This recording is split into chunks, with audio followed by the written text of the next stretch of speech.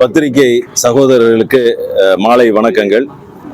இன்றைய தினம் சின்னக்காளிபாளையம் பகுதியில ஒரு போராட்டம் நடந்து கொண்டிருக்கின்றது.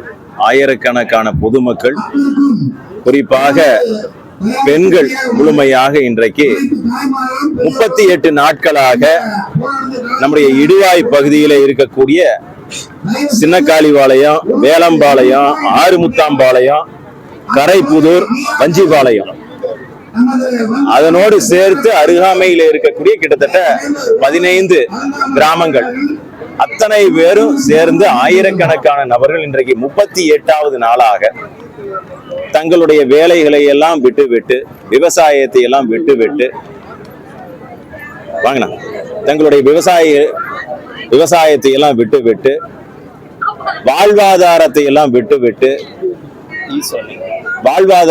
விட்டுவிட்டு இந்த பகுதியில நடக்கக்கூடிய அக்கிரமத்தை தட்டி கேட்க வேண்டும் என்று சொல்லி 38 நாட்களாக இன்றைக்கு இரவு பகலாக போராட்டம் நடத்தி வந்து கொண்டிருக்கின்றார்கள். இந்த போராட்டம் எதற்காக? இங்கே இந்த பகுதியில ஒரு 7 ஏக்கர் நிலம் இருக்கின்ற அந்த நிலத்துல மாநகராட்சியினுடைய தரம் பிரிக்காத குப்பைகள் கொண்டு வந்து அதுலயும் அதிகமாக மருத்துவ கழிவு இருக்கின்றது சொல்லுகின்றார்கள்.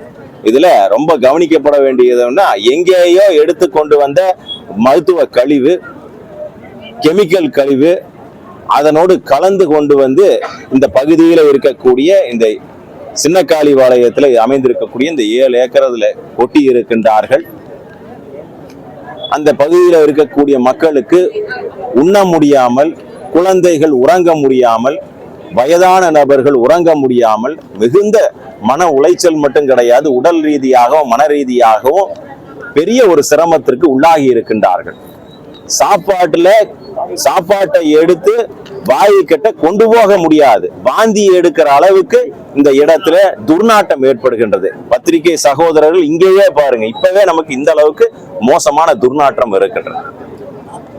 நமக்கே வெளியிலிருந்து வந்திருக்கக்கூடிய நபர்களுக்கு இவ்வளவு தள்ளி இருக்கக்கூடிய நமக்கே இந்த கஷ்டம் இருக்கின்றது என்று சொன்னால், அந்த பகுதியில இருக்கக்கூடிய இந்த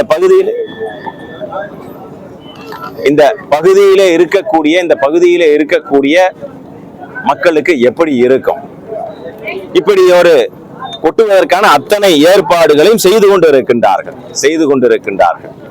அதனால இன்றைக்கு மக்கள் எல்லாம் ஒன்று கூடி இந்த குப்பையை கொட்டக்கூடிய இந்த திட்டத்தை கைவிட வேண்டும். ஏற்கனவே முன்னோட்டமாக கொட்டுவதற்கான அத்தனை ஏற்பாடுகளும் செய்திருக்கின்றார்கள்.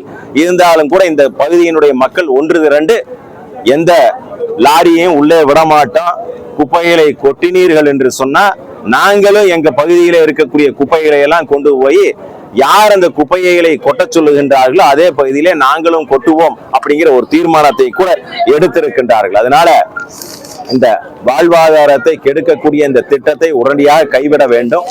குறிப்பாக திமுகவினுடைய மாநகராட்சி மேயர் இதை முன்னின்று நடத்துகின்றார்கள் அப்படிங்கிறது அத்தனை தகவல்களும் வருகின்றது. திமுகவினுடைய மேயர் அப்படிங்கிறது தனிப்பட்ட விமர்சனம் கிடையாது. இப்பதான் சமீப காலமாக மின்சார திருட்டுல ஈடுபட்டு இருந்தார் அந்த மேயர். இனி என்னெல்லாம் செய்திருக்கின்றார் நமக்கு தெரியாது.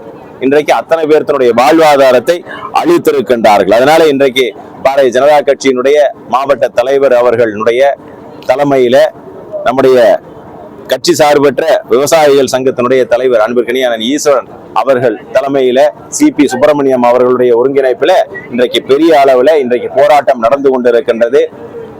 அடுத்த கட்டமான போராட்டத்திற்கு மத்திய அமைச்சர்கள், சுற்றுச்சூழல் சார்ந்த மத்திய அமைச்சர்கள் கூட கூப்பிடலாம் என்று எங்களுடைய கட்சியின் சார்ந்து நாங்கள் எல்லாம் ஆலோசித்திருக்கின்றோம். அதனால உடனடியாக இந்த திட்டத்தை கைவிட வேண்டும். இல்லை என்று சொன்னால் மிக தீவிரமான இந்த விஷயத்தை பாரதிய ஜனதா கட்சி குறிப்பாக மக்களோடு சேர்ந்து இதுல களத்தில் இறங்கும் என்று சொல்ல கடமைப்பட்டிருக்கின்றோம். அதனோடு சேர்த்து இன்றைக்கு நல்ல ஒரு தீர்ப்பு வந்திருக்கின்றது.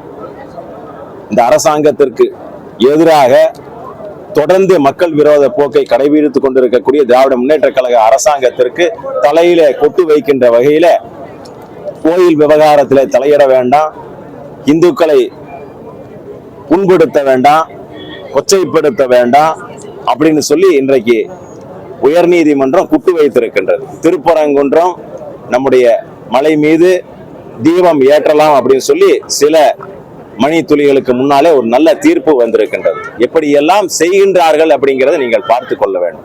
பொதுமக்கள் எல்லாம் பார்க்கின்றார்கள். ஏற்கனவே தீர்ப்பு சொல்லி இருக்கின்றார்கள்.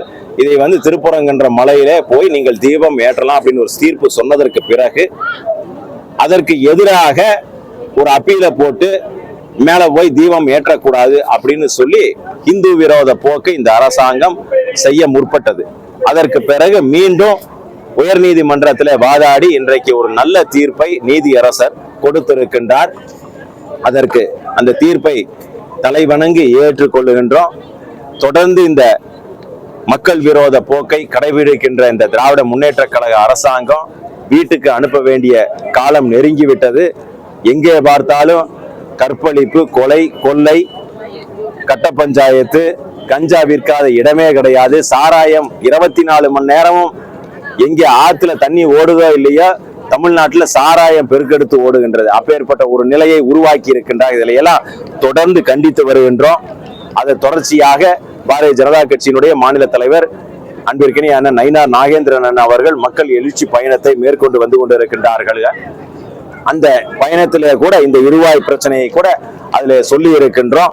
அதுக்கு நிச்சயமாக ஒரு நல்ல தீர்வு வரும். இதுக்கு அண்ணாமலை வரதா இருந்துச்சு. என்ன காரணத்தினால அண்ணாமலை வரல? அதாவது இந்த போராட்டத்தினுடைய களத்தையே மாற்றி விட்டார்கள். ஏதோ அனுமதி இல்லாமல் ஒரு போராட்டம் நடந்து கொண்டிருக்கின்றது. அதனால ஏற்கனவே உங்களுக்கு தெரியும், அவர் Z கேட்டகரி இருக்கிறாரு.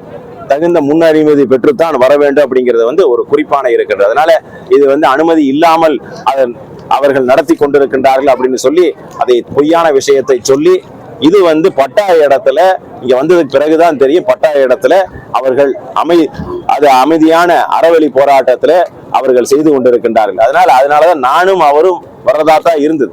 அதனால அதற்காகத்தான் என்னதான் நடந்து கொண்டிருக்கின்றது அப்படிங்கிறதுக்கு பார்க்கின்ற பொழுதுதான் தெரிகின்றது எந்த அளவுக்கு மக்கள் திரண்டு இருக்கின்றார்கள். இங்கே அறவழி போராட்டம் நடந்து கொண்டிருக்கின்றது, பட்டாய இடத்துல நடந்து கொண்டிருக்கின்றது. எப்படியாவது ஒடுக்கப்பட வேண்டும் அப்படின்னு சொல்லி தவறான புள்ளி விவரத்தை சொல்லி இருக்கின்றார்கள். நான் அவரிடத்துல சொல்லி இருக்கின்ற அடுத்த கட்டத்துக்கான போராட்டத்திற்கு நிச்சயமாக அவர் வந்து விடுவார் அப்படின்னு சொல்லி அவரே சொல்லி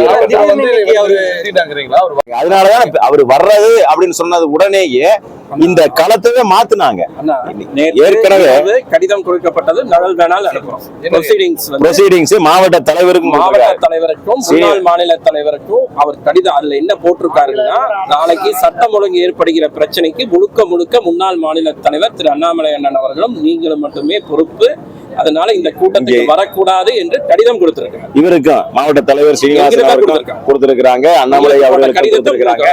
அதனால பொய்யான காரணங்களை சொல்லி இதை சொல்லி இருக்கின்றார். அதனால இதை பற்றி கூட கள நிலவரத்தை பற்றி கூட உயர் திரு கே அண்ணாமலை IPS அவர்களிடத்துல சொல்ல இருக்கின்ற சொல்லி அடுத்த கட்டத்துக்கான போராட்டத்தை அவர் கலந்து கொள்வார்கள். அதே போல அவர் வருகின்றார் என்று சொல்ல உடனேயே இந்த போராட்டம் நடந்து கொண்டிருக்கக்கூடிய அந்த இடத்தை எல்லாம் சீல் பண்ணி ஏதோ மக்கள் எல்லாம் தீவிரவாதிகளை போல சித்தரிச்சு இங்க இருக்கிறவங்களுக்கு எல்லாம் அவ்வளவு மன உளைச்சலை கொடுத்து பாவம் 99.99% இங்க இருக்கக்கூடிய மக்கள் விவசாயம் தான் வாழ்வாதாரம். அதையெல்லாம் விட்டு 38 நாட்களாக போராடி கொண்டிருக்கின்றார் என்று சொன்னோம்னா ஏதாவது ஒரு அரசாங்க அதிகாரினாலும் பேசியிருக்கணும். எந்த ஒரு அரசாங்க அதிகாரியும் கூட இவர்களுடைய கோரிக்கைக்கு செவி சாய்க்கவில்லை. கலெக்டர் இதுவரைக்கும் எந்த ஒரு பதிலும் சொல்லவில்லை. யாருமே பொறுப்புள்ள ஒரு அதிகாரி யாரையுமே இங்க பேச கிடையாது. இங்க இருக்க 38 நாளாக சோறு எண்ணி இல்லாம கஷ்டப்பட்டு இருக்கிறாங்க விவசாயிகள். இதெல்லாம் அரசாங்கம் காதிலே போய் விழாதா? டாஸ்மார்க் சேல்ஸ் குறைஞ்சது அப்படின்னு சொன்ன உடனேயே கலெக்டரும் கமிஷனர் உட்கார்ந்து பேசுறாங்க.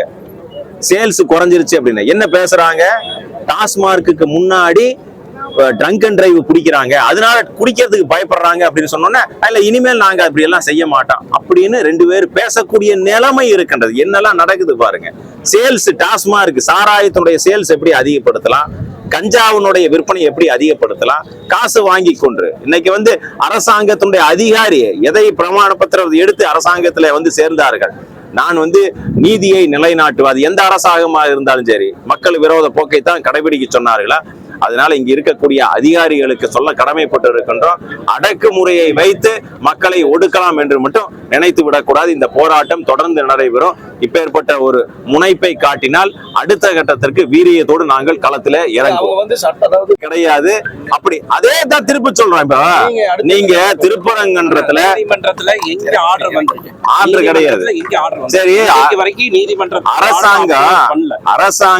அரசாங்கம் நீதிமன்ற உத்தரவை மதிக்கின்றதா? அவ்வளவுதான் ஒரே கேள்வி. இப்போ சகோதரர் 5 நிமிஷத்துக்கு முன்னால் நடந்தது. நீதி அரசர் ஒரு உத்தரவை போடுகின்றார். திருப்பரங்குன்றத்துல மலையில போய் தீபம் ஏற்றலாம்னு சொன்னதை அதைய கேட்காம ஏற்ற போன நபர்களை கைது செய்து சிறையிலே அடைக்கின்றார்கள் அப்படின்னு சொன்னோம்னா இவர்கள் நீதிமன்றத்தை மதிக்கின்றார்களா? நாங்கள் மதிக்கின்றோம். அதனால உத்தரவு போட கிடையாது. உங்களுக்கு வேணாலும் ஒரு காப்பி கொடுக்கின்றோம். அது ரிசர்வ்ல நீதி அரசர்கள் முன்னாலே கொண்டு போய் சமர்ப்பிக்க இருக்கின்றோம். இங்க இருக்கக்கூடிய வாழ்வாதாரம் எப்படி கெடும் அப்படிங்கறத நாங்க சமர்ப்பிக்க இருக்கின்றோம். இதே போல ஒரு நிலைமை ஏற்பட்டு இருக்கின்றது. நம்ம நிச்சயமா நேரடியாக பேசி விடுவோம். இங்க பத்திரிகையாளர்கள் உங்களுடைய சகோதரிகளை சந்தித்த பிறகு முழுமையான அறிக்கை, இங்க இருக்கக்கூடிய மக்களுடைய கோரிக்கை என்ன, இந்த அரசாங்கம் ஏன் செவிசாய்க்கவில்லை, எந்த அரசாங்க அதிகாரியும் ஏன் வரவில்லை, முழு புள்ளி விவரத்தையும் ஒரு அறிக்கையாக கொண்டு போய் நாங்கள் எங்களுடைய மத்திய அரசாங்கத்திடம் கொடுத்து நேரடியாக நம்முடைய மத்திய அமைச்சர் நேரடியாக இங்கே வரவழைப்பதற்கான அத்தனை ஏற்பாடுகள் நடக்கும். இதுல நயினார் நாகேந்திரன் அவர்களுடைய அனுமதி பெற்று அவர்களும் இந்த போராட்ட களத்துல மக்களோடு நிற்பார்கள். மதிப்பிற்குரிய அண்ணாமலை அவர்களும் இந்த போராட்டத்திற்கு வர இருக்கின்றார்கள். அப்படிங்கிற பல்வேறு விஷயங்கள் நடந்து கொண்டிருக்கின்றது. அவருக்கு தெரியல. இப்ப நேரடியா இப்ப எல்லாம் என்ன ஆயிடுச்சுன்னா, நேரடியாக விமர்சனம் செய்ய முடியவில்லை என்று சொன்னால் கூட்டணி கட்சியிலே இருக்கக்கூடிய நபர்களை தூண்டிவிட்டு அவர்களை பேச வைப்பது. அதனால யாரை மாற்ற வேண்டும் அப்படின்னு சொல்லி மக்கள் முடிவு செய்து விட்டார்கள் யாரை மாற்ற வேண்டும் என்று. திராவிட முன்னேற்ற கழகத்தை மாற்றுவதற்கான அந்த மக்கள் மனநிலையிலே இருக்கின்றார்கள்.